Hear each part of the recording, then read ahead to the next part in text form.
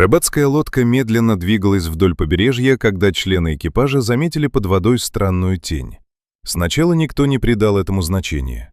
Моряки решили, что рядом плывет дельфин или тюлень. В этих местах такое случалось часто. Но существо не исчезало. Оно уже больше 20 минут держалось рядом с судном, бесшумно описывая круги вокруг лодки. Даже опытный капитан начал нервничать, понимая, поведение животного выглядит слишком необычным. Когда вода стала прозрачнее, рыбаки смогли рассмотреть темный силуэт. Существо двигалось уверенно и спокойно, без резких рывков и всплесков. В какой-то момент над поверхностью показался высокий спинной плавник, и один из матросов тихо произнес: «Это касатка». На палубе сразу повисла тревога. Все знали, что касатки редко подходят так близко к людям, особенно в одиночку. Однако эта особь не проявляла агрессии. Наоборот, казалось, она специально не уплывает и пытается удерживать внимание людей. Когда животное прошло рядом с лодкой, моряки заметили на его спине странный спутанный ком. Сначала кто-то подумал, что это водоросли или кусок мусора, но вскоре стало ясно – там было что-то другое. Капитан взял бинокль и внимательно посмотрел на касатку, когда та снова поднялась на поверхность. Через несколько секунд он побледнел и произнес: «Она запуталась в сети, и там внутри кто-то живой». Экипаж немедленно начал действовать. Рыбаки осторожно направили лодку вслед за касаткой, стараясь не напугать ее. Но удивительным было другое. Животное будто понимало, что люди пытаются помочь. Касатка не уходила в глубину и несколько раз специально подплывала ближе, подставляя спину.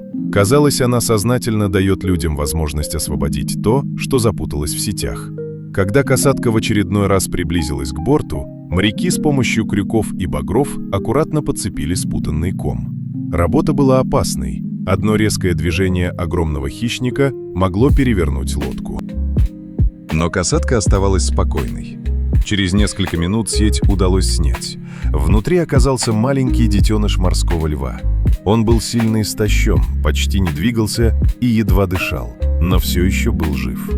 Моряки быстро освободили малыша от остатков веревок и уложили его на палубу. В этот момент касатка медленно обошла лодку по кругу, словно наблюдая за происходящим, а затем плавно ушла в глубину и исчезла. После возвращения в порт история быстро распространилась среди местных жителей и специалистов по морским животным. Ученые отметили, что подобное поведение касаток встречается крайне редко, но полностью исключать его нельзя. Эти животные считаются одними из самых умных обитателей океана.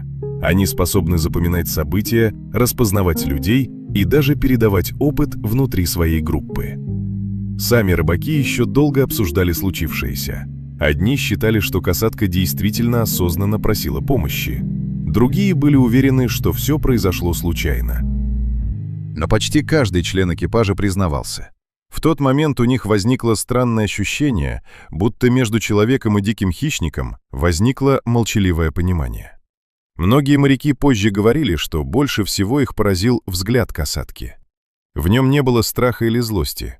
Она будто знала, люди способны помочь. И именно это воспоминание осталось с ними сильнее, чем сам страх перед огромным морским хищником.